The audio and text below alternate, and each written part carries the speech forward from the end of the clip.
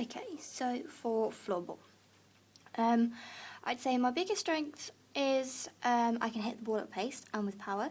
My weakness is that I have trouble aiming at it and hitting that target when I'm moving. For me to improve that, I've got certain barriers such as time, space, money and family time. Time would be because I have a part-time job. My weekends aren't free, I'm always working. Space, as I live in a village, I don't have anywhere such as a sports hall, which means I'd have to travel, which again, that would then make another barrier such as travel costs. Although I do have a village hall, it's not big enough to play a floorball match in. Money, because I'd have to travel, that means I've got travel costs, which means then I'd then have to pay for the privilege of having the sports hall, and I'd have to have that money on that day every week, which to me isn't financially viable at all. Family time. When I do have my free time, I like to spend it with my family because when I'm not at work, I'm at college doing some college work. So when I do have 5 minutes, I like to sit down with my family or friends just so I get to see them. If I were to pursue floorball, my objectives would be to move at pace so I can hit the target. I'd use purposeful practice for this, and I'd also just focus on my really weak areas in the game.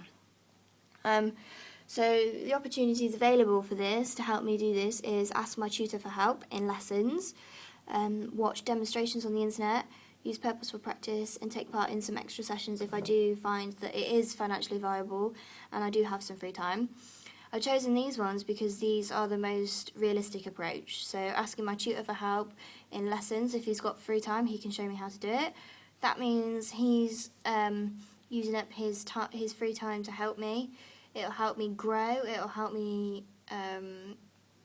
It could help me pursue this as a sport that I'd like to do. By watching demonstrations, I learn by watching things and then doing it. So for me, that is one of the best things for me to do, because I can watch the demonstration and then use the purposeful practice to help me do what I've just watched, which means if I do purposeful practice, I can do it over and over and over again until I get it right, which is how I learn. And taking part in some extra sessions outside of class will give me that extra bit of knowledge from another coach. So I've got a view from my tutor, I've then got another view from my coach, and then as I'm watching these demonstrations, I've got 3 different views on what I need to do, which means I'm getting knowledge from 3 different people or 3 different things for the same thing, which means I combine all the knowledge together to help me grow in the sport and help me develop my weaknesses into a strength, which means then if we do go ahead and play this as a sport in my next year at college, I can then be better at that sport, and I can also help out other people then that are struggling like I am at the moment. So doing all those things together will help me grow, it will help me solve my objectives, it will help me play the sport more in general, and I can just have a wider range of knowledge really, and it will help me out in the sport by just doing those 4 very simple things to help me with my weaknesses.